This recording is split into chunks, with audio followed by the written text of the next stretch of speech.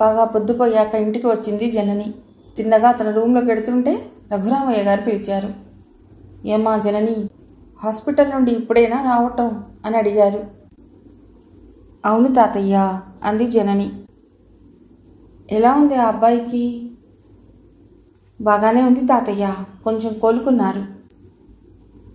అయినా ఆ పరాయి కుర్రవాడి దగ్గర అంతసేపు ఉండటం నీకు అవసరమా జనని? కొంచెం నెమ్మదిగా అడిగారు. తాతయ్య కోపంగా ఉన్నారని జననికి అర్థమైంది. లేదు తాతయ్య, అతడు మన కుటుంబ సభ్యుడే అని మీరే కదా అన్నారు, అందుకే కొంచెం కేర్ తీసుకుంటున్నాను అంది. తెలివితేటలు నా దగ్గర ప్రదర్శించకు. అతడు మనకు పరాయివాడే, ఇంట్లో ఉన్నంత మాత్రాన దగ్గరవాడైపోతాడా? జనని మౌనంగా ఉండిపోయింది. రఘురామయ్య గారు కొనసాగించారు. చూడమ్మా, ఎంతో జీవితాన్ని చూశాను, అనుభవసారాన్ని పొందాను. కష్టం, సుఖం, ఎదురు దెబ్బలు, నమ్మక ద్రోహాలు అన్నీ చూశాను. ఆ నమ్మకంతోనే నీకు కొన్ని విషయాలు చెప్దామనుకుంటున్నాను. ఈ వయసులో నీకు ప్రపంచమంతా ఎంతో మంచిగా, అందంగా కనిపిస్తుంది. అందరూ మనవాళ్లే అన్న భ్రమ ఉంటుంది. ఇక ప్రేమ గురించి చెప్పేదే ఉంది. కనిపించిన ప్రతి మగాడు అందంగానే ఉంటాడు, సజ్జనుడిగానే కనిపిస్తాడు. కానీ వాస్తవం అలా ఉండదమ్మా. గోముఖ వ్యాఘ్రాలు, మేకవన్నె పులులు ఉంటాయమ్మా. అందుకే మన జాగ్రత్తలో మనం ఉండాలి. అంత మాత్రాన నీ మీద నాకు నమ్మకం లేదని అనుకోవద్దు. నా పెంపకంలో పెరిగిన నువ్వు ఏ తప్పు చేయవని నాకు తెలుసు. కానీ కాలం ఎప్పుడూ ఒకేలా ఉండదమ్మా. ఒక్కోసారి మనం చేయని తప్పులకి కూడా శిక్ష అనుభవించవలసి ఉంటుంది. అందుకే ఇంతగా చెప్తున్నాను అని ఆగారు. అంటే నేను కళ్యాణ్కి దగ్గరవ్వటం మీకు ఇష్టం లేదా తాతయ్య? అవునమ్మా, అతడెవరో ఎలాంటి వాడో మనకు తెలియదు. అందుకే నీ హద్దుల్లో నువ్వు ఉండాలి అంతే అని వెళ్ళిపోయారు. పరుగులాంటి నడకతో తన రూంలోకి వెళ్ళి బెడ్ మీద బోర్లాపడి వెక్కి వెక్కి ఏడవసాగింది. ఆమె కన్నిటికి దిండు పూర్తిగా తడిసిపోయింది. ఇదంతా గమనించిన రఘురామయ్య గారు, అయ్యో అనవసరంగా పిల్లని బాధ పెట్టానా అని క్షణంసేపు అనుకున్నారు. లేదు, అంజనీశ్వరం కన్నా ఇప్పుడు సరిచేయడమే మంచిది అనుకుని సర్ది చెప్పుకున్నారు. సావిత్రమ్మ గారు మింగలేక కక్కలేక కొంగు నోట్లో కుక్కుని మౌనంగా రోధించసాగారు. భుజంగం విష్ణువర్ధనరావుని కలిసి ఊళ్ళో జరుగుతున్న పరిణామాలని చెబుతున్నాడు. విష్ణువర్ధనరావు అసహనంగా మొహం పెట్టి, ఆ కళ్యాణ్ గాడు కోలుకున్నాడా అని అడిగాడు. కోలుకుంటున్నాడంటయ్యా. వాణ్ణి వదిలిపెట్టి చాలా తప్పు చేశాం. పూర్తిగా లేపేస్తే అయిపోయేది. అయినా దెబ్బలు తిని పడి ఉన్నవాణ్ణి హాస్పిటల్కి తీసుకొచ్చిన వాళ్ళని అనాలి. వాడు అలా పడి ఉంటే ఎప్పుడో చచ్చేవాడు. దాడి జరిగిన మరుసటి రోజు ఊరి వాళ్ళు ఎవరో చూసి హాస్పిటల్లో జాయిన్ చేశారటయ్యా. అయినా అది మన మంచికే. కర్మకాలి వాడు చచ్చి ఉంటే అది మన మెడకు చుట్టుకునేది భయంగా అన్నాడు భుజంగం. చిన్నగా నవ్వాడు విష్ణువర్ధనరావు. ఇలాంటి చిన్న చిన్న పాములు మనల్ని ఏమీ చేయలేవురా. ఈ దెబ్బకు భయపడి వాడు ఊరు వదిలి వెళ్ళిపోతాళ్లే అన్నాడు. ఏమో అయ్యా, చూద్దాం ముందు ఎలా ఉంటుందో. సరే కానీ పంకజంని కలిశావని విన్నాను, ఏమైందిరా? వస్తానందా ఆత్రంగా అడిగాడు విష్ణువర్ధనరావు. ఒప్పుకుంది కానీ కొంచెం బెట్టు చేస్తుందయ్యా. ఇంకోసారి మీరు నన్ను అడిగే అవసరం ఉండదులేండి. అంటే ఏముందయ్యా, తప్పకుండా అది మీ చెంత వాలిపోద్ది అని చెప్పాడు. సరే నువ్వు వెళ్ళు, నాకు వేరే పనుంది అన్నాడు విష్ణు. భుజంగం నమస్కారం పెట్టి వెళ్ళిపోయాడు. రష్మి తన తండ్రిని కలుద్దామని వచ్చింది. అప్పటికే ఆయన భుజంగంతో మాట్లాడటం చూసి అనుమానంగా పక్కకు తప్పుకుంది. భుజంగం వెళ్ళిన కాసేపటికి తండ్రి ముందుకొచ్చింది. నాన్న బావున్నావా ప్రేమగా అడిగింది. ఏదో ఇలా ఉన్నానమ్మా, నువ్వెలా ఉన్నావు అడిగాడు. పర్వాలేదు నాన్న, ఊరి వాళ్ళ సహకారంతో బాగానే ఉన్నాను, ఆ పైన నీ దయ అంది. పోనీలేమ్మా, పల్లె ప్రజలకు సేవ చేయాలన్న నీ కోరిక తీర్చానన్న సంతోషం నాకుంది, ఆ పైన నీ ఇష్టం అన్నాడు. సరే కానీ ఊరికి దగ్గరలో ఫ్యాక్టరీ కడతానన్నావు, ఆ పని ఎంతవరకు వచ్చింది నాన్న? అవుతుందమ్మా, ఫ్యాక్టరీకి ఇంకా స్థలం కావాలి. అందుకోసం ఆ ఊరి వాళ్ళ పొలాలు అడిగాను, కానీ వాళ్ళు ఒప్పుకోవటం లేదు. అందుకే పని ముందుకు కదలటం లేదు అన్నాడు ఆయన. అయినా అక్కడే ఫ్యాక్టరీ కట్టకపోతే ఏముంది నాన్న, నెమ్మదిగా అంది. అలా అనకమ్మా, అది చాలా మంచి స్థలం. అన్ని వనరులు చక్కగా సమకూరుతాయి. అందుకే ప్రయత్నిస్తున్నాను. సరే నాన్న, కానీ అనవసర చిక్కుల్లో ఇరుక్కోకు నాన్న అంది. అంటే ఏంటమ్మా నీ ఉద్దేశం? నేనేదో చెడు చేస్తున్నాననా నీ అభిప్రాయం? కోపంగా అన్నాడు. అబ్బా, ఊరికే అన్నా నాన్న, నీ క్షేమమే నాకు కావాల్సింది. సరే రండి, భోజనం చేద్దాం అని మాట మార్చేసింది. నేనొస్తాను పద అన్నాడాయన. లేచి అక్కడి నుండి లోనికి వెళ్ళిపోయింది రశ్మి. ఎందుకో ఆమె మనసు చాలా బాధకు లోనయింది. జనని మనసు సందిగ్ధావస్థలో పడింది. కళ్యాణ్ కోసం హాస్పిటల్కి వెళ్ళమని మనసు చెబుతుంటే తాతయ్య ఇచ్చిన వార్నింగ్ వద్దని చెప్తోంది. కనిపించిన పెద్దలను ఎదిరించేంత సాహసం చేసే మూర్ఖత్వం ఆమెకు లేదు. అందుకే సావిత్రమ్మ దగ్గరికి వెళ్ళింది. సావిత్రమ్మ గారు జనని చూసి, ఏంటమ్మా అని అడిగింది. నేను హాస్పిటల్కి వెడతానమ్మమ్మా అంది జనని.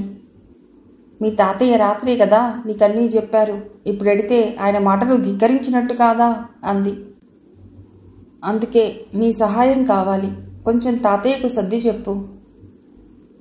సరే నేను చెబుతానులే, నువ్వు వెళ్ళు, కానీ జాగ్రత్త అంది సావిత్రమ్మ.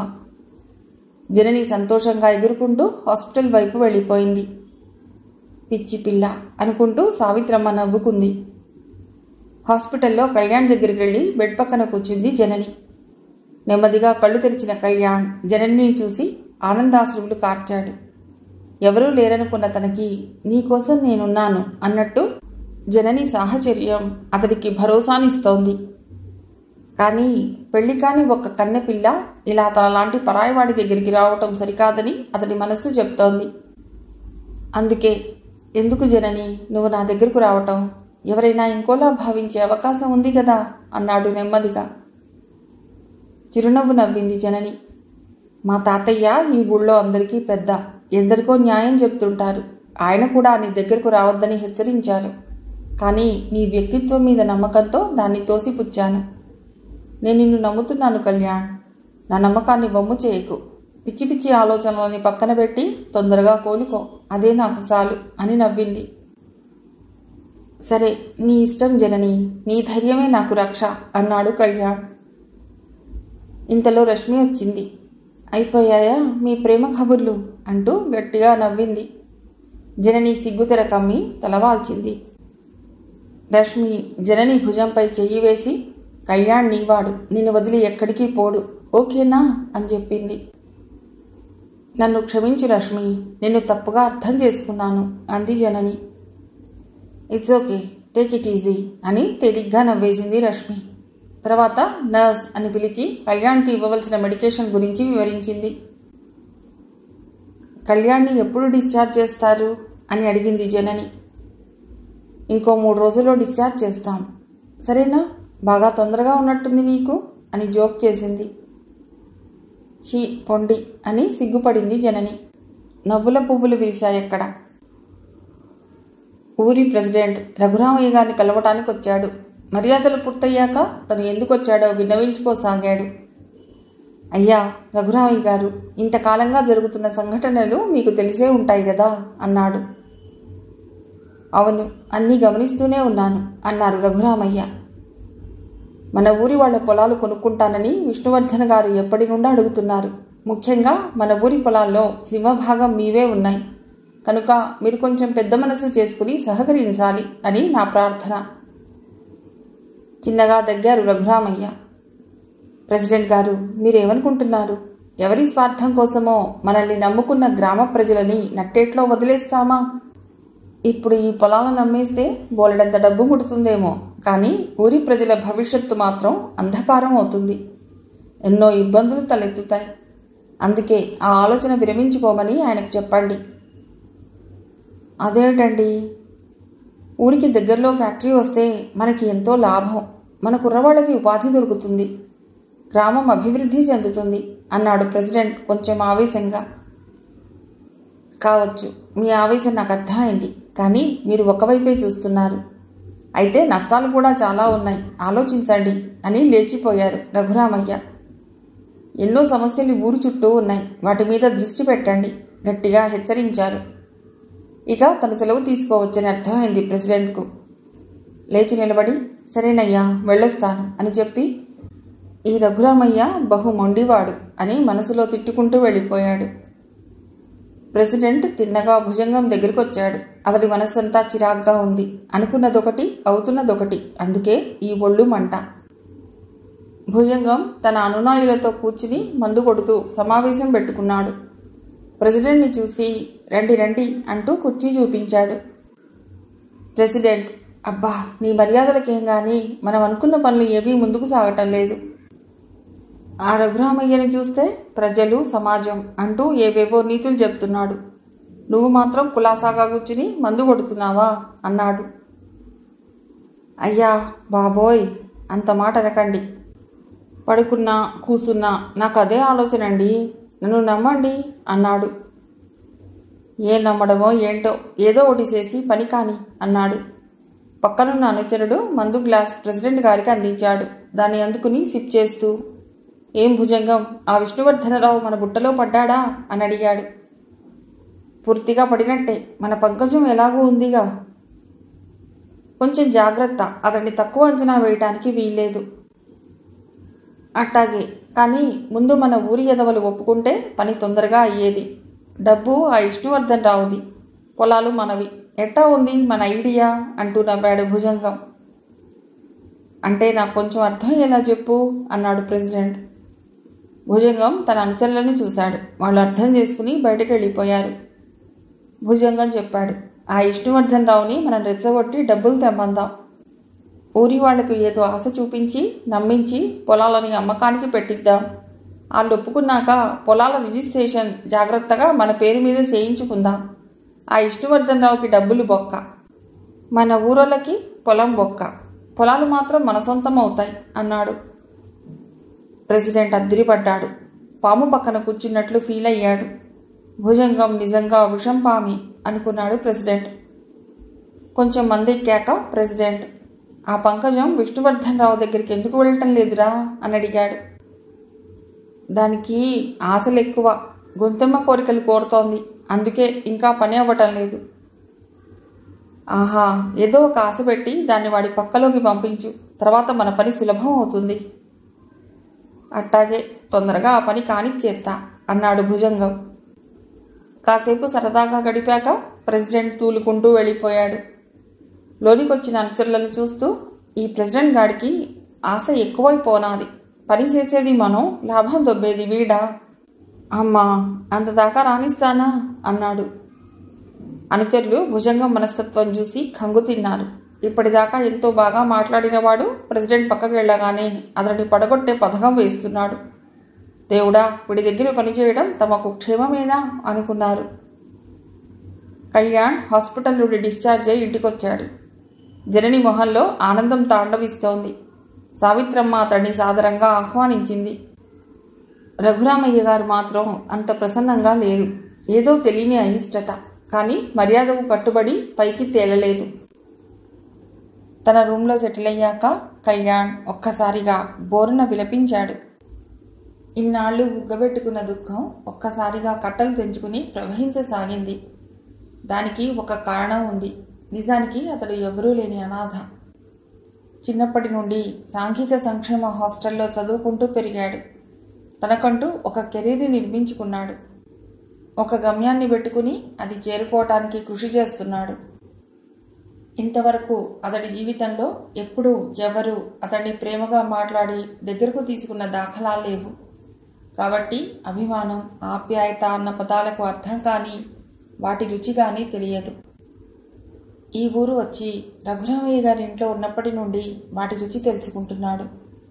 ఇప్పుడు హాస్పిటల్ పాలై మంచం పట్టినప్పుడు అందరూ వచ్చి చూపిస్తున్న అభిమానం మనుషుల మీద అతడికున్న అభిప్రాయం మారిపోయేలా చేసింది. తనలాంటి వాడిని జనని ప్రేమించటం అతడి ఊహలో అందని కల. అలాంటిది జనని అతడిని కంటికి రెప్పలా కాచుకోవటంతో పూర్తిగా సెన్సిటివ్ అయిపోయాడు. అంతులేని ఆ అభిమానాన్ని తట్టుకోలేక ఆనందంతో ఏడవసాగాడు. జనని వస్తున్న చప్పుడు అవ్వటంతో కళ్ళు తుడుచుకుని నార్మల్గా అయ్యాడు. జనని వస్తూనే, కళ్యాణ్ ఇక మీదట ఎప్పుడు ఆ పొలాల వైపు ఒంటరిగా వెళ్ళొద్దు, నీకేదైనా అయితే నేను తట్టుకోలేను అంటూ కన్నీళ్లు పెట్టుకుంది. పిచ్చి జనని, నన్నెవ్వడూ ఏమీ చేయలేడు. అనుకున్నది సాధించేదాకా వదిలేదే లేదు అన్నాడు కళ్యాణ్. నీకు చెప్పడం నాదే పొరపాటు, బట్ బీ కేర్ఫుల్ అంది. అమ్మా జనని అని తాతగారు పిలవటంతో పరుగున వెళ్ళిపోయింది. నిద్రపోతున్న కుక్క ఏదో అలికిడికి గబుక్కుని లేచినట్టు మత్తులో ఉన్న కుర్రవాడు రాము ఒక్క ఉదుటిన ఉలిక్కిపడి లేచాడు. యథావిధిగా చుట్టూ చీకటి, ఏదో వాసన.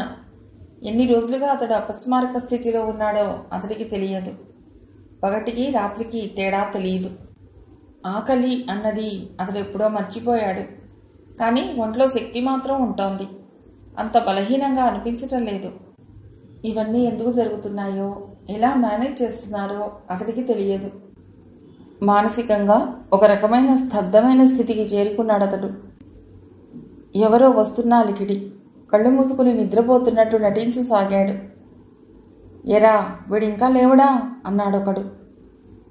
ఏమోరా, చాలా రోజులుగా ఇలాగే పడి మత్తులో ఉన్నాడు. వీడిని ఇలా ఎన్ని రోజులు కాపలా కాయాలరా బాబు విసుక్కున్నాడు ఇంకొకడు. మనకంత డబ్బిచ్చి పెట్టుకున్నది అందుకోసమే కదా, తప్పదు మరి. సరే, నాకు అర్థం కావడం లేదు కానీ వీడిని ఇక్కడ ఎందుకు పెట్టినట్టురా? అదా, వీడి మీద ఒక పరిశోధన జరుగుతోందిట. మన సైంటిస్టులు ఎలుకల మీద, కుందేళ్ల మీద పరిశోధన చేస్తారు కదా, అట్టా అన్నమాట. ఆహా, అలాగా. మరి ఇక్కడ ఏ సైంటిస్టు కనబడ్డం లేదు ఎందుకని? ఏమోరా, అదే నాకు అర్థం కావడం లేదు. పైగా ఈ విషయం ఊరి వాళ్ళకి తెలిస్తే మనందరినీ చంపేస్తారు. మనకెందుకు, నోరు మూసుకుని ఉండటం మంచిది. ఆహా, సరేలే, ఇక్కడంతా ఓకే ఉంది కదా, ఇక పోదామా? సరే పద. ఇద్దరు వెళ్ళిపోయారు. నెమ్మదిగా కళ్ళు తెరిచాడు రాము. తన మీద ఏదో పరిశోధన జరుగుతోందన్నమాట. పరిశోధన అంటే ఏమిటి, ఎవరు చేస్తున్నారు అనుకున్నాడు. అయినా అదేదో ప్రమాదకరమని మాత్రం వాళ్ళ మాటలు బట్టి అతడికి అర్థమైంది. ఎలా తప్పించుకోవాలి ఇక్కడి నుండి అని ఆలోచించసాగాడు. అది దాదాపు అసాధ్యం అని అతడికి తెలియదు. కళ్యాణ్ ఆలోచించసాగాడు. తను పొలానికి రాత్రిపూట వెళుతున్న ప్రతిసారి దాడి చేశారు. అంటే ఆ పొలాల్లోనే ఏదో జరుగుతున్నదన్నమాట. అన్నిటికంటే ముఖ్యంగా అప్పుడప్పుడు వచ్చి వెళుతున్న గ్రహాంతర వాసులు ఇక్కడి వాళ్లతో సంబంధాలు పెట్టుకున్నారన్నమాట. అలా కాకపోతే వారి కార్యకలాపాలు ఇక్కడ జరగటం అసాధ్యం కదా. ఆ గ్రహాంతర వాసులు ఇక్కడికి వచ్చి ఏం చేస్తున్నారో తెలియాలంటే తను మళ్ళీ ఆ పొలాల్లోకి వెళ్ళాలి, మరింత గట్టిగా శోధించాలి అని నిర్ణయించుకున్నాడు. అయితే ఈసారి పగలే వెళ్ళి మాటు వేయాలని అనుకున్నాడు. వెంటనే రెడీ అయి బయలుదేరాడు. జేబులో చిన్న కత్తి పెట్టుకోవడం మర్చిపోలేదు అతడు. చాలా క్యాజువల్గా నడుస్తూ పొలాల్లోకి వెళ్ళాడు. 2-3 రైతులు ఏం బాబు బాగున్నావా అని కుశలం అడిగారు. అందరికీ నవ్వుతూ సమాధానం చెప్పాడు.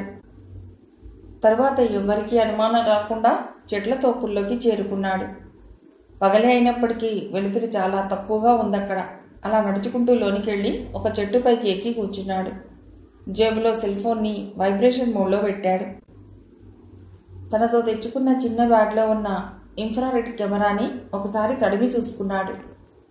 క్రమంగా చీకటి పడసాగింది. అలర్ట్ అయ్యాడు కళ్యాణ్. బాగా పొద్దుపోయిన తర్వాత కెమెరా ద్వారా పరిసరాలను గమనిస్తున్న కళ్యాణ్కి కదులుతున్న ఆకారాలు కనిపించాయి. మరింత జాగ్రత్తగా వాటి కదలికలను గమనించాడు. వాటి ఇమేజెస్లో కొంచెం తేడాలు కనిపిస్తున్నాయి. మనుషుల ఆకారాలు, ఆనవాలు తెలుస్తున్నాయి. కానీ వేరే ఆకారాలు మాత్రం చాలా సన్నగా పొడుగ్గా ఉన్నాయి. కాళ్ళు చేతులు చిన్నగా ఉన్నాయి. తల పెద్దగా ఉంది. మామూలుగా నేకెడ్ కన్నుతో చూస్తే కనిపించే ఆకారాలు కావవి. ఇన్ఫ్రారెడ్ విండో నుండి మాత్రమే చూడాలి. అవి గ్రహాంతర వాసుల ఆకారాలని వెంటనే అర్థమైంది కళ్యాణ్కి. అయితే ఆ గ్రహాంతర వాసులు మన మనుషులతో కలిసి ఏదో కార్యాచరణ మీద ఉండటం. ఆ ఆకారాలు నెమ్మదిగా కదులుతూ కొంత దూరం వెళ్ళి అదృశ్యమయ్యాయి. కళ్యాణ్ చెట్టుపై నుండి చుట్టూ చూశాడు. వేరే ఆకారాలేవీ కనబడలేదు. నెమ్మదిగా చెట్టు దిగి ఆ ఆకారాలు అదృశ్యమైన దిశగా కదిలాడు. కొంత దూరం వెళ్ళాక చెట్ల తర్వాత చిన్న లోయ లాంటిది కనబడింది. అందులోకి దిగాడు. అలా దిగి వెళ్ళగా కొంత దూరం తర్వాత భూమి లోపలికి చిన్న దారి లాంటిది కనబడింది. కానీ అందులో నుండి వెళ్ళాలంటే నేల మీద హారిజాంటల్గా పాక్కుంటూ వెళ్ళాలి. అయితే కళ్యాణ్ ఆ పని చేయలేదు. పక్కనే ఉన్న చిన్న బండరాయి వెనకాల దాక్కుని కూర్చున్నాడు. అదను చూసి ఆ పాతాళ దారిలోకి ప్రవేశించాలని అనుకున్నాడు.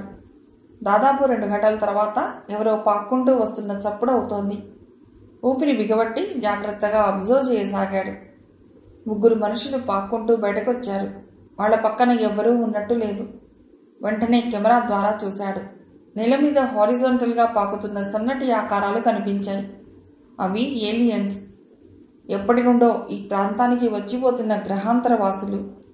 ఆశ్చర్యాన్ని అదిమి పెట్టుకుని చూస్తున్నాడు. కాసేపటికి తెల్లటి వెలుగురేఖ నేలపై నుండి ఆకాశంలోకి కనిపించింది. దాని ద్వారా ఆ ఏలియన్స్ పైకి ఎగిరిపోయి అదృశ్యమయ్యారు. తర్వాత ఆ 3 వ్యక్తులు అక్కడి నుండి నిశ్శబ్దంగా వెళ్ళిపోయారు. అమ్మయ్యా అనుకున్నాడు కళ్యాణ్. కాసేపు ఆగాక నెమ్మదిగా పాక్కుంటూ ఆ పాతాళ దారి గుండా వెళ్ళాడు. చాలా దూరం వెళ్ళాక కిందికి మెట్లు కనిపించాయి. నెమ్మదిగా దిగాడు. అతన్ని ఆశ్చర్యానికి గురి చేస్తూ కింద చిన్న గృహం ఉంది. పాతాళ గృహం అన్నమాట. అందులో చిన్న గదులు. ఆ గదులు వెతుక్కుంటూ ముందుకు కదిలాడు. ప్రతి గదిలోనూ ఎలక్ట్రానిక్ పరికరాలు ఉన్నాయి. చిన్న చిన్న యాంటెనాలు ఉన్నాయి. అవన్నీ దాటి వెళ్ళాక ఒక చిన్న గదిలో అపస్మారక స్థితిలో ఉన్న రాము కనిపించాడు. ఒక్కసారి తల తిరుగుతున్నట్టుగా అనిపించింది కళ్యాణ్కి. అంతవరకు రాని కన్నీళ్లు ఉబికొచ్చాయి. ఒక జంతువుని వాడుకున్నట్టు ఆ దుర్మార్గులు రాముని వాడుకుంటున్నారని అర్థమై ఆ కన్నీరు. దగ్గరికి వెళ్ళి రాముని చేతుల్లోకి తీసుకున్నాడు. అతన్ని తీసుకుని బయటకు రావాలని కళ్యాణ్ ఆలోచన. నెమ్మదిగా రాముని లేపి వెనక్కి కదిలాడు. రాబోతున్న ప్రమాదాన్ని ఊహించి ఉంటే అలా చేసేవాడు కాదు కళ్యాణ్. భూగృహం నుండి వెళ్ళిపోయిన వ్యక్తులు ఎందుకో మళ్ళీ తిరిగొచ్చారు. అప్పటికే కళ్యాణ్ రాముని తన పైన వేసుకుని పాక్కుంటూ అందులో నుండి బయటకు వస్తున్నాడు. ఇమ్మీడియట్గా వాళ్ళు కళ్యాణ్ మీద దాడి చేశారు. వెంటనే కళ్యాణ్ కూడా అలర్ట్ అయి వాళ్ళని ఎదుర్కొన్నాడు. చాలాసేపు భీకర పోరాటం జరిగింది. అంతిమంగా కళ్యాణ్ అందులో విజయం సాధించాడు. ఆ వ్యక్తులని మట్టి కరిపించి వాళ్ళ నుండి రహస్యాన్ని కనుక్కున్నాడు. వెంటనే ప్రొఫెసర్కి ఫోన్ చేసి విషయం చెప్పాడు. రాముని తీసుకుని సరాసరి ఇంటికొచ్చేశాడు కళ్యాణ్. రఘురామయ్య గారు అదంతా విని విపరీతమైన ఆశ్చర్యానికి లోనయ్యారు. ఎంతో సాహసం చేసి ఆ అబ్బాయిని తీసుకొచ్చినందుకు కళ్యాణ్ని మెచ్చుకున్నారు. అప్పటిదాకా కళ్యాణ్పై ఆయనకున్న సందేహాలు తొలగిపోయాయి. అంతే, ఈ విషయం మొత్తాన్ని కొన్ని రోజులు రహస్యంగా ఉంచాలని, రాముని తమ ఇంట్లోనే ఉంచి కాపాడాలని నిర్ణయించుకున్నారు. రష్మి మనస్సు అదోలా ఉంది. ఇంకా చెప్పాలంటే చాలా బాధగా ఉంది. తన మనసుకి నచ్చినట్టు పల్లెటూళ్ళలో హాస్పిటల్ పెట్టింది. తన సంతృప్తి కోసం పేదలకు వైద్యం చేస్తోంది. కానీ మనసులో ఏదో వెలితి. దానికి కారణం రవి. పల్లెటూళ్ళలో హాస్పిటల్ పెట్టడం అతడికి ఇష్టం లేదు. అందుకే అప్పటి నుండి రష్మితో ఎడమొహం పెడమొహంగా ఉంటున్నాడు. ప్రేమంటే ఇదేనా? రవికి తన మీద ప్రేమ లేదా? ప్రేమ లేదేమో. ఉంటే తన అభిప్రాయానికి విలువిచ్చి తనతో కలిసి ఉండేవాడు కదా. సిటీలో పనిచేస్తున్న హాస్పిటల్లో వర్క్ లోడ్ ఎక్కువ ఉందని చెబుతూ తనతో కలవకుండా తప్పించుకుంటున్నాడంటే అది నిశ్చయంగా ప్రేమ లేనట్టే. అందుకే ఈ బాధ, ఎవరికీ చెప్పుకోలేని బాధ. తన బాధను ఎవరితో పంచుకోవాలా అని ఆలోచించింది. తండ్రి కంటే ఇంకెవరు తనకు ఆప్తులు? చిన్నప్పుడే తల్లి పోయింది. అప్పటి నుండి తండ్రి తనని పెంచాడు. కాకపోతే ఖరీదైన రెసిడెన్షియల్ హాస్టల్లో ఉంచి చదివించాడు. అందుకనే తనకు ఇంటితో ఎక్కువ సంబంధం లేదు. అప్పుడప్పుడు సెలవులకి వచ్చిపోతుండేది. తండ్రి తాలూకు కార్యకలాపాలు కానీ, అతడికున్న వేరే సంబంధాలు కానీ ఏవీ ఆమెకు తెలియవు. చదివే ఆమెకు పెద్ద స్నేహితురాలు. ఆ చదువు పూర్తి చేసుకుని బాహ్య ప్రపంచంలోకి వచ్చాక ప్రేమించిన రవి తనకు అండగా ఉంటాడనుకుంది. కానీ అతడు కూడా తన స్వార్థం చూసుకుంటున్నాడు. ఇదే లోకం తీరు కాబోలు అనుకుంది. ఏమా, ఎలా ఉంది నీ ప్రాక్టీస్ అంటూ వచ్చాడు తండ్రి. ఆనందాశ్చర్యాలకు లోనైంది రష్మి. సాధారణంగా తండ్రి ఈ పల్లెటూరికి రాడు. ఈరోజు వచ్చాడంటే అది ఒక వింతే అనుకుంది. బాగానే ఉంది నాన్న, పేదలకు సేవ చేయడంలో ఉన్న ఆనందం తెలుస్తోంది అంది. సరే, నీ ఆనందమే నా ఆనందం అంటూ నవ్వేశారు ఆయన. ఆ రాత్రికి అక్కడే ఉండిపోయాడు విష్ణువర్ధన్ రావు. అది రష్మికి మరింత ఆశ్చర్యాన్ని కలిగించింది.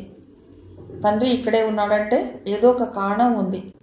లేకపోతే ఇలా ఇక్కడ ఉండరు ఆయన అనుకుని ఒక కన్నేసి ఉంచింది. రాత్రి పొద్దుపోయాక విష్ణువర్ధనరావు బయటకెళ్ళాడు. చాలాసేపటి తర్వాత తిరిగొచ్చి అత్యంత అసహనంగా తన రూంలోకి వెళ్ళిపోయాడు. రష్మికి ఏమీ అర్థం కావటం లేదు. ఇంత రాత్రిపూట చేయవలసిన కార్యక్రమాలు ఏమిటో ఆమెకు అంతుపట్టడం లేదు. రూంలోకి వెళ్ళాక తండ్రి ఎవరితోనో ఫోన్లో మాట్లాడుతుండడం వినబడింది.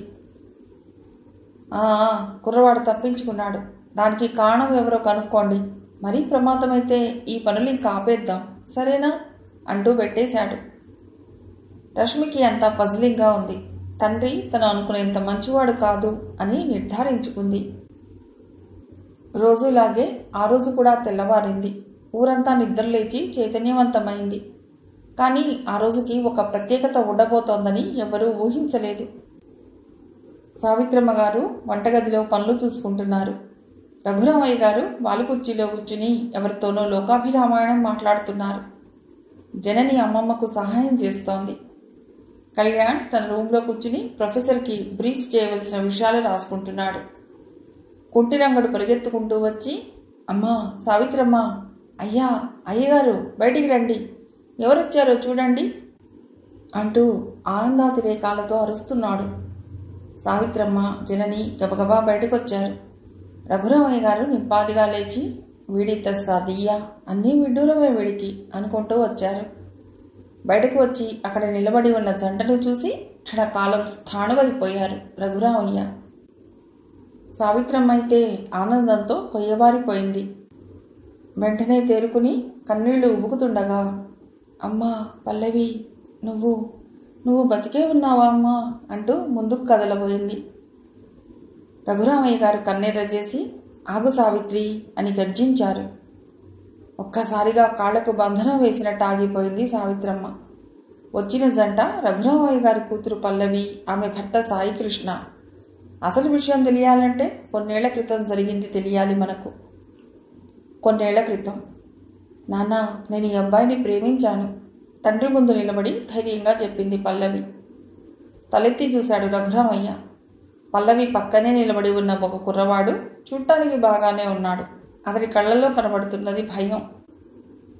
ఎవరమ్మా ఈ కుర్రవాడు అడిగారు రఘురామయ్య. నాతో పాటే కాలేజీలో చదువుతున్నాను నాన్న, మన పక్క ఊరే నెమ్మదిగా చెప్పింది పల్లవి. సావిత్రమ్మ అప్పటికే వచ్చి భయంగా చూస్తోంది. ఆహా, చదువుకోమని కాలేజీకి పంపిస్తే నువ్వు చేసిన ఘనకార్యం ఇదన్నమాట. అయినా నాకు ఇలాంటివి ఇష్టం లేవు అన్నారు. అదేమిటి నాన్న, నేనేమీ తప్పు చేయలేదు. నాకు నచ్చిన వ్యక్తిని ప్రేమించాను. ఇప్పుడు మేమిద్దరం పెళ్లి చేసుకుందామని అనుకుంటున్నాం. మీకు చెప్పి చేసుకుందామని అతనంటే తీసుకొచ్చాను అంది.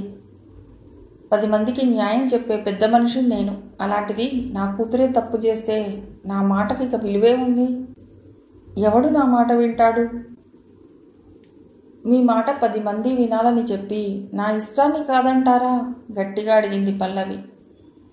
కోపం వచ్చింది రఘురామయ్య గారికి. ఓహో, నన్నే ఎదిరించే స్థాయికి వచ్చావన్నమాట. నీకు ఆ అబ్బాయి కావాలంటే నన్ను వదులుకో అన్నారు స్థిరంగా ఆయన. నిశ్శబ్దంగా ఆలోచించసాగింది పల్లవి. తరువాత, నాన్న నాకు మీరు కావాలి, ఈ సాయికృష్ణ కూడా కావాలి అంది. తెలివిగా మాట్లాడకు, ఏదో ఒకటి చెప్పు అన్నారు. సావిత్రమ్మ పక్క నుండి ఏమండి అని ఏదో చెప్పబోయింది. నువ్వాగు అని గట్టిగా ఆమెను వారించారు. కుంటిరంగడు అయ్యా అమ్మాయి గారయ్యా అంటూ ఏదో చెప్పబోతున్నాడు.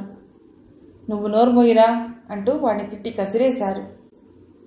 పల్లవి కన్నీళ్లు కారుస్తూ రఘురామయ్య గారి పాదాల మీద వాలి, నన్ను క్షమించు నాన్న, క్షమించు అని చెప్పి సాయికృష్ణ చేతిని పట్టుకుని పదండి వెడదాం అని బయటకి దారితీసింది. సావిత్రమ్మ అమ్మా అని అరిచి అక్కడే ఆగిపోయింది. కుంటిరంగడు అమ్మా పల్లవమ్మ అంటూ ఏడుస్తున్నాడు. రఘురామయ్య గారి మొహం అవమాన భారంతో ఎర్రబడింది. పల్లవి తన ప్రియుడి చేయి పట్టుకుని కట్టుబట్టలతో వచ్చేసింది. ఆకాశం మేఘావృతమైంది. కారుమబ్బులు ఏనుగుల్లా కదులుతూ వర్షం కురిపించడానికి సిద్ధంగా ఉన్నాయి. ఊరి రైల్వే స్టేషన్ ప్లాట్ఫామ్ మీద కూర్చున్నారు పల్లవి, సాయికృష్ణ. నెమ్మదిగా వర్షం కురవటం ప్రారంభించింది. తను చేస్తున్నది తప్పో ఒప్పో పల్లవికి తెలియదు. కానీ ప్రేమించిన వ్యక్తిని నమ్ముకుని కనిపెంచిన తల్లిదండ్రులను వదులుకుని అతడి వెంట వచ్చేసింది. రైలు వస్తున్న సూచనగా కూత వినబడింది. కాసేపట్లో వచ్చి ఆగిన రైలులో వాళ్ళిద్దరూ ఎక్కి కూర్చున్నారు. సిటీకి వెళ్ళి తమ భవిష్యత్తు వెతుక్కోవాలని వాళ్ళ ఆలోచన. రైలు కదిలింది. దూరమవుతున్న ఊరును చూసి కన్నీళ్లు పెట్టింది పల్లవి. అలా వెళ్ళిన రైలు పట్టాలు తప్పిందని, పెద్ద ప్రమాదం జరిగిందని, చాలామంది చనిపోయారని ఒక వార్త ఊరి వాళ్ళకి తెలిసింది. ఆ సంఘటనా స్థలానికి వెళ్ళొచ్చిన కుంటిరంగడు పల్లవి సాయికృష్ణ చనిపోయారని చెప్పాడు. గుండె బద్దలైపోయింది సావిత్రమ్మ దంపతులకు. రఘురామయ్య గారైతే జీవోత్సవంలా అయిపోయారు. ఆ దెబ్బతో అతడి మనస్సు చచ్చిపోయింది. కన్న కూతుర్ని కోల్పోయిన బాధ అతడి లోలోన దహించి వేయసాగింది. కానీ తనే బలహీనమైతే సావిత్రమ్మకి తోడు ఎవరుంటారని అన్నీ మర్చిపోవటానికి ప్రయత్నిస్తూ గుండె దిటుపు చేసుకుని బతకసాగారు. తర్వాత కొన్నాళ్లకి పొలాల్లో పసిగుడ్డులా జనని వాళ్ళకి దొరకటంతో అన్నీ మరిచి ఆమెను పెంచడంలో నిమగ్నమయ్యారు. అది జరిగిన కథ. మళ్ళీ ఇన్నేళ్ల తర్వాత పల్లవి తన భర్తతో కనిపించింది. రఘురామయ్య గారు అడిగారు, నువ్వు చనిపోయావని అందరూ చెప్పారమ్మా, కానీ నువ్వు బతికుండి కూడా ఇప్పటిదాకా మా దగ్గరికి రాలేదు. ఇప్పుడు గుర్తొచ్చామా అని. నీ దయవల్ల, ఆ భగవంతుడి దయవల్ల ఆ ప్రమాదంలో మేము గాయాలతో బయటపడ్డాం నాన్న. ఆ తర్వాత ఏటికి ఎదురీది మా జీవితాన్ని నిర్మించుకున్నాం. అయినా ఇప్పుడు నేను వచ్చింది నా కూతురి కోసం అంది పల్లవి. కూతురా? ఎవరు నీ కూతురు? ఆశ్చర్యంగా అన్నాడు రఘురామయ్య. ఇంకెవరు? మీ పక్కన ఒదిగి నిలబడి ఉన్న ఆ జనని, మీ మనవరాలు. జనని మా కూతురు నాన్న. జనని మీ కూతురా? అదెలా? పల్లవి చిన్నగా నవ్వింది. జనని మీ ఇంటికి ఎలా వచ్చిందో ఒకసారి గుర్తు తెచ్చుకోండి. రఘురామయ్య గారికి ఆ రోజు పొలాల్లో పసిగుడ్డు దొరకటం, ఆమెను ఇంటికి తెచ్చుకోవడం గుర్తొచ్చింది. అమ్మాయి పుట్టగానే మీ పాదాల చెంత పెట్టాను నాన్న. మీరు ఎంతో ప్రేమించే ఆ పొలాల్లోనే వదిలిపెట్టాం. మీరు జాగ్రత్తగా అమ్మాయిని పువ్వుల్లో పెట్టి పెంచారు. మీ వ్యక్తిత్వాన్ని రంగరించి పెంచారు. నేను మీకు దూరమైన నా అంశ మీ దగ్గర ఉండాలని నేను ఆశపడ్డాను నాన్న. కానీ ఆ తర్వాత బిడ్డను మాకు దూరంగా ఉంచుకున్నందుకు ఎంతో బాధపడ్డాం.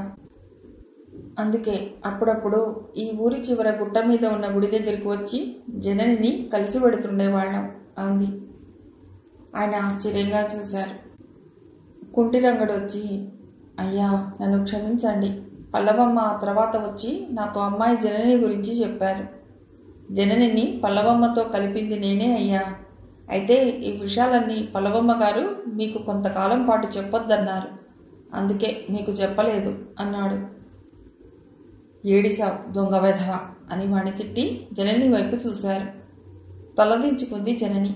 ఇన్నేళ్ల పాటు అల్లారు ముద్దుగా పెంచిన జననిని ఇప్పుడు వదులుకోవటం ఆయనకిష్టం లేదు. అసలు ఆ ఆలోచనే మనస్సుని మెలిపెట్టేలా ఉంది.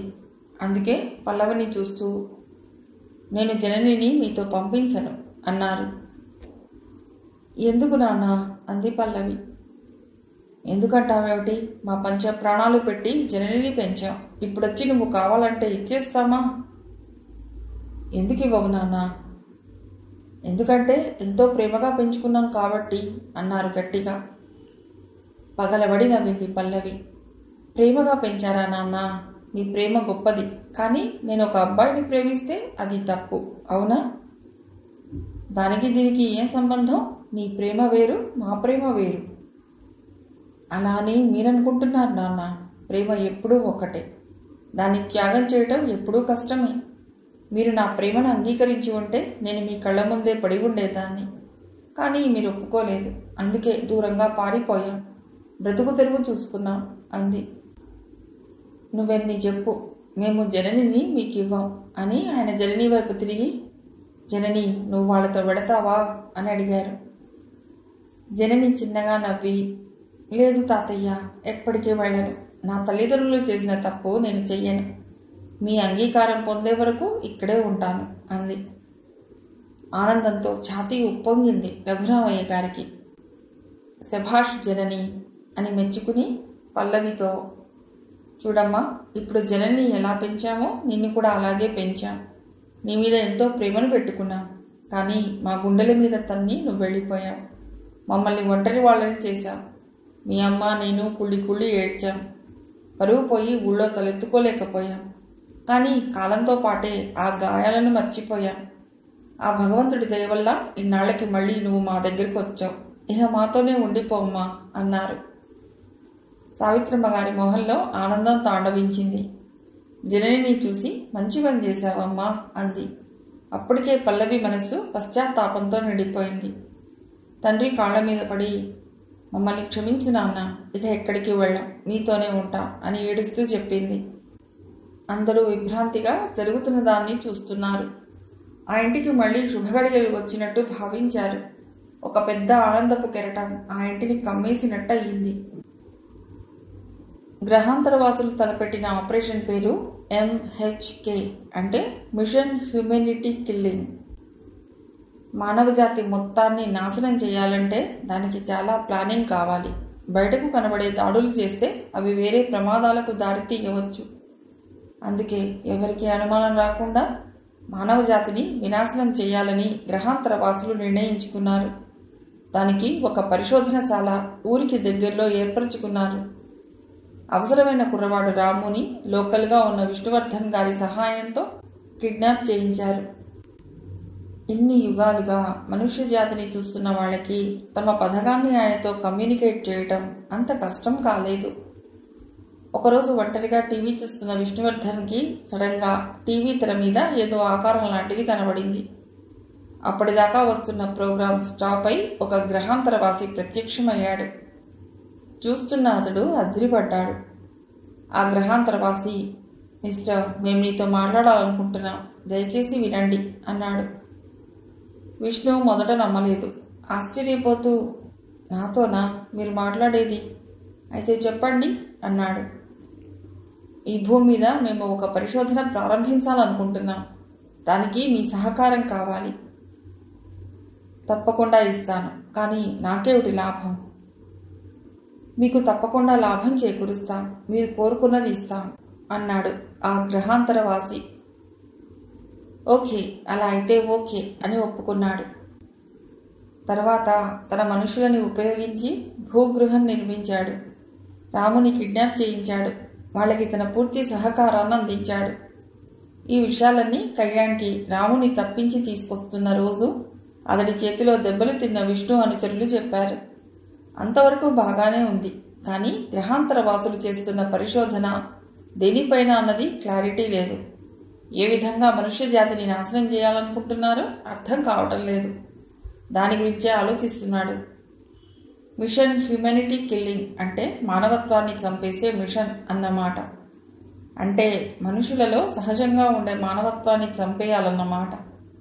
మనుషుల్లో మానవత్వం అన్నది లేకపోతే పూర్తిగా స్వార్థపరులుగా మారి తమ మనుగడ కోసం పక్కవాడి నాశనం చేయటానికి ఏమాత్రం వెనుకాడరు. ఇదే సూత్రాన్ని గ్రహాంతరవాసులు నమ్ముకున్నారు.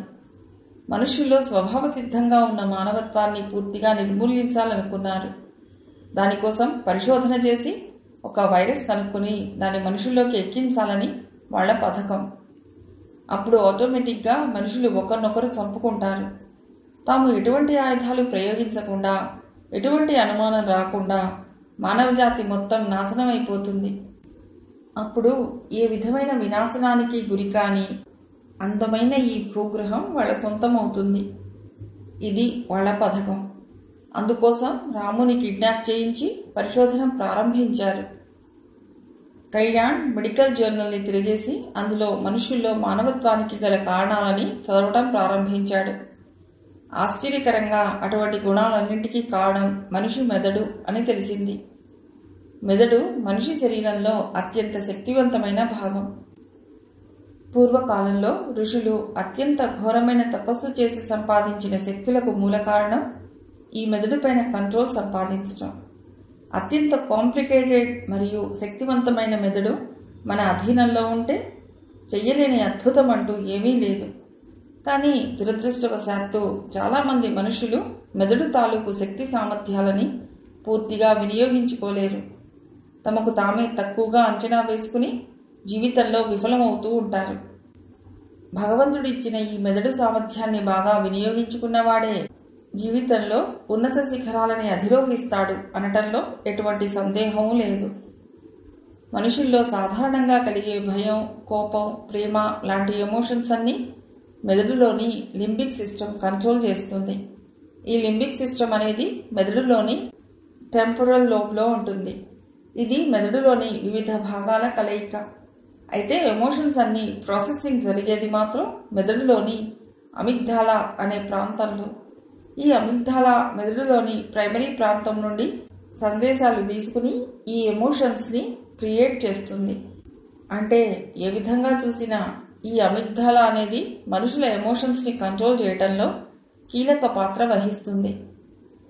ఇదంతా చదివాక కళ్యాణ్కి ఒకటి అర్థమైంది. రాము అనే కుర్రవాడిని గ్రహాంతరవాసులు కిడ్నాప్ చేసి అతడి మెదడుపై ప్రయోగాలు చేసి ఉంటారు. అంటే అతడి మెదడులోని లింబిక్ సిస్టమ్ని స్లో పాయిజన్లా నిర్వీర్యం చేయటం ఎలా అన్న దాని మీద ప్రయోగాలు చేసి ఉంటారు. ఒక వైరస్ లాంటిది కనుక్కుని దాన్ని రాము మెదడులోని లింబిక్ సిస్టమ్ మీద ప్రయోగించి అది సఫలమైతే ఆ వైరస్ని మొత్తం మానవ జాతి మీద ప్రయోగించాలన్న పథకం కాబోలు అని అర్థం చేసుకున్నాడు. ఈ విషయాలన్నీ ఓ రిపోర్ట్లా తయారు చేసి ప్రొఫెసర్కి వెంటనే పంపించాడు. రఘురామయ్య గారింట్లో ఆత్మీయ సమావేశం జరుగుతోంది.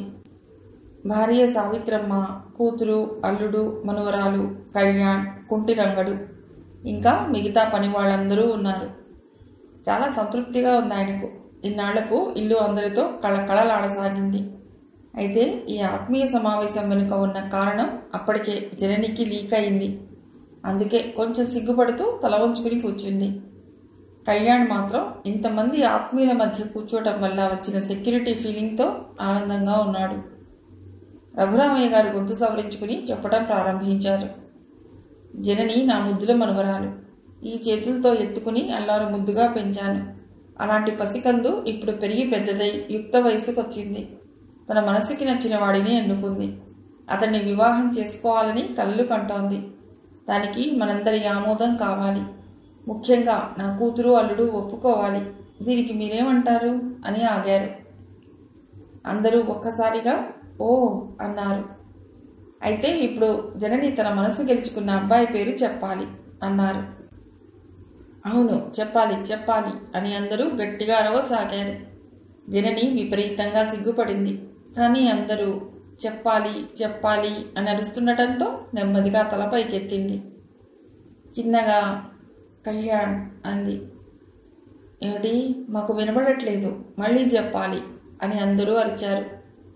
జనని నేను అన్నిసార్లు చెప్పను, ఇంకొక్కసారి చెప్తాను అని మెల్లిగా కళ్యాణ్ అంది. అందరూ గట్టిగా చప్పట్లు కొట్టారు. కళ్యాణ్ జననిని ప్రేమగా చూశాడు. పల్లవి, సాయికృష్ణ ముక్త కంఠంతో కళ్యాణ్ తమకు నచ్చాడు, అతడే మా అల్లుడు అని ఆనందంగా చెప్పారు.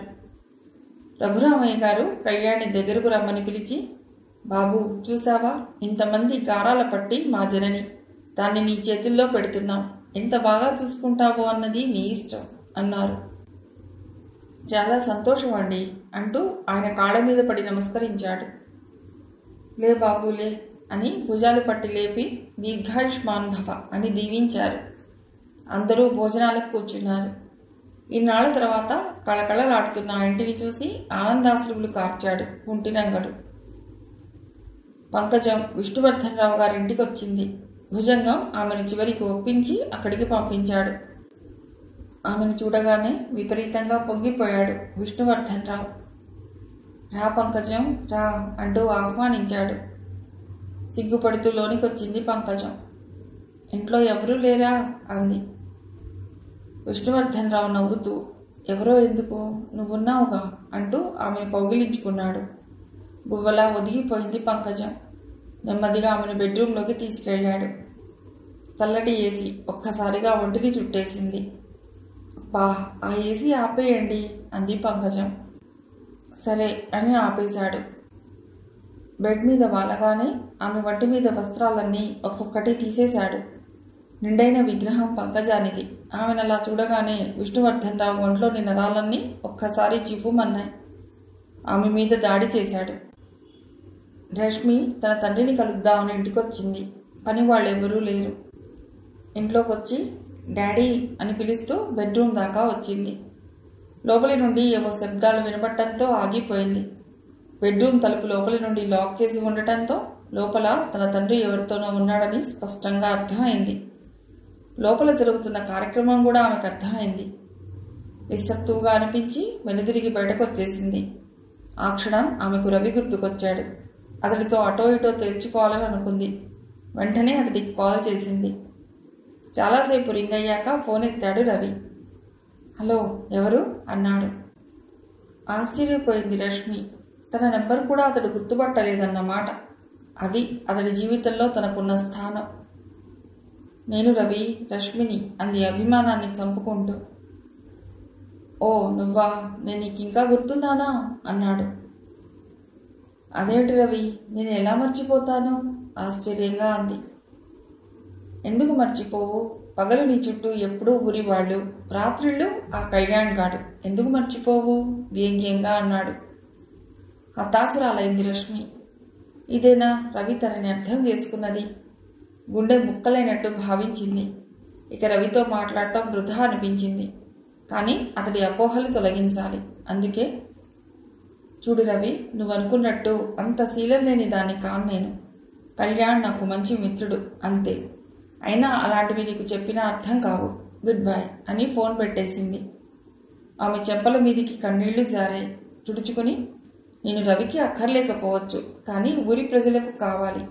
తన జీవితాన్ని వాళ్ళకే అంకితం చేయాలి అనుకుంటూ ఊరి వైపు కదిలింది. కళ్యాణ్ పంపించిన రిపోర్ట్ని ప్రభుత్వ యంత్రాంగానికి చూపించాడు ప్రొఫెసర్ బ్రహ్మ. ఆ రిపోర్ట్ ఆధారం చేసుకుని ప్రొఫెసర్ చెప్పినది నమ్మి వెంటనే ఒక పోలీస్ బెటాలియన్ ఆ ఊరికి పంపించబడింది. వాళ్ళు యుద్ధ ప్రాతిపాదికన ఆ భూగృహాన్ని, అందులోని ఎక్విప్మెంట్ని పూర్తిగా తమ ఆధీనంలోకి తీసుకున్నారు. ఈ మానవజాతి విధ్వంసక కార్యక్రమంలో ఇన్వాల్వ్ అయిన అందరినీ అరెస్ట్ చేశారు. ఈ హడావుడి అంతా సద్దుమణిగాక ఊరి వాళ్ళందరూ రఘురామయ్య గారి ఇంటి ముందు గుమిగూడారు. అయ్యా రఘురామయ్య గారు, ఒక్కసారి బయటికి రండి అంటూ అందరూ ముక్త కంఠంతో పిలిచారు. రఘురామయ్య గారు కండువా సరిచేసుకుంటూ బయటకు వచ్చారు. ఇంటి ముందు జనం, ఊరంతా కదిలి వచ్చినట్లు ఉన్నారు. ఊరి ప్రెసిడెంట్, అయ్యా, మీ ఇంట్లో ఉన్న కళ్యాణ్ దయ వలన ఈ ఊరికి పెద్ద ఉపద్రవం తప్పింది.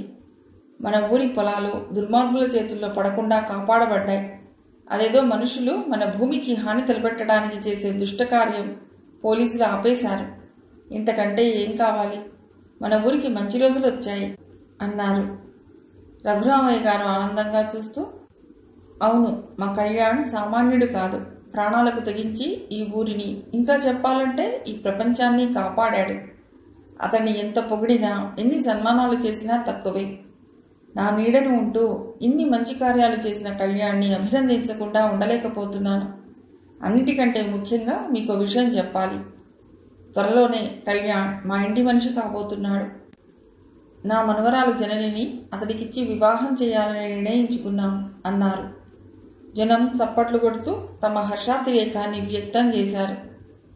జననికి కళ్యాణ్ కరెక్ట్ జోడి అంటూ కుర్రవాళ్లు కేకలు పెట్టారు. అక్కడే ఉన్న జనని తల్లిదండ్రులు పల్లవి, సాయికృష్ణ ఊరి జనం ఆనందాన్ని చూసి సంతృప్తిగా నవ్వుకున్నారు. ప్రెసిడెంట్ జనం అందరినీ చూస్తూ, ఇన్నాళ్ళు మనం ఎవరెవరో చెప్పిన మాటలు నమ్మాం. దయ్యాలను చూసి మన బతుకులు బాగు చేసే దేవుళ్ళని భ్రమపడ్డాం. కానీ ఆ భగవంతుడి దయ వల్ల తొందరగానే ఆ దయ్యాలు తలపెట్టిన ప్రమాదం నుండి బయటపడ్డాం. ఈరోజు నిజంగా మనకు పండుగ రోజు. అన్నిటికంటే ముఖ్యంగా రఘురామయ్య గారి కుమార్తె పల్లవి, మన ఊరి అమ్మాయి, మళ్ళీ ఇన్నాళ్ళకి మన ఊరికే చేరుకోవటం ఎంతో గొప్ప విషయం. అది మనందరికీ నిజమైన ఆనందాన్ని పంచే అద్భుత విషయం. ఇక మీదట మనమందరం ఐకమత్యంగా ఉంటూ మరింత గొప్పగా అభివృద్ధి చెందుతామని ఆశిస్తున్నాను అన్నాడు పొలిటికల్ స్టైల్లో. అందరూ చప్పట్లు కొట్టారు. ఇంతదాకా మీరు ఎన్నో మాట్లాడారు, కానీ ఎంతో బాగా చదువుకుని తన చదువుని ఈ ఊరికే ఉపయోగించాలని కంకణం కట్టుకుని మనకందరికీ ఎంతో సేవ చేస్తున్న డాక్టర్ రష్మికి మనమందరం రుణపడి ఉన్నాం. మీరంతా ఆమెకు జేజేలు పలకాలి అన్నారు రఘురామయ్య గారు. జనమంతా డాక్టర్ అమ్మకు జిందాబాద్, డాక్టర్ అమ్మకు జిందాబాద్ అంటూ అరవసాగారు. రష్మి అందరికీ చేతులెత్తి దండం పెట్టింది. రాము తన తల్లిదండ్రుల పక్కన చేరి చప్పట్లు కొట్టసాగాడు. అందరూ అతన్ని మృత్యుంజయుడిలా చూడసాగారు. రోడ్డుపైన ఉన్న గాంధీ తాత విగ్రహం, ఆ ఊరి జనం సంతోషాన్ని చూసి సర్వే జనా సుఖినో భవంతు అన్నట్టు బోసినవ్వులు నవ్వసాగింది. కథ సమాప్తం.